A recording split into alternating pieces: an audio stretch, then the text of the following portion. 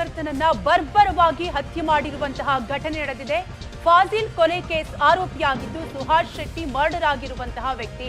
ಸುಹಾಸ್ ಶೆಟ್ಟಿ ಕಾರನ್ನ ಅಡ್ಡಗಟ್ಟಿ ಮಾರಕಾಸ್ತ್ರಗಳಿಂದ deadly attack ಮಾಡಿದ್ದು ಮಂಗಳೂರಿನ ಬಜಪೆಯ ಕಿನ್ನಿ ಪದವು ಬಳಿ ಈ ಘಟನೆ ನಡೆದಿದೆ.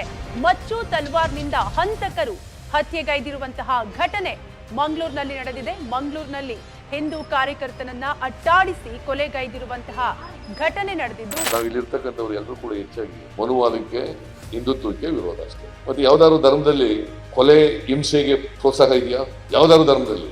ಆದರೆ ಮನುವಾದ ಇದೆಯಲ್ಲ, ಹಿಂದುತ್ವ ಇದೆಯಲ್ಲ, ಕೊಲೆ ಹಿಂಸೆ ತಾರತಮ್ಯಕ್ಕೆ ಪ್ರೋತ್ಸಾಹ.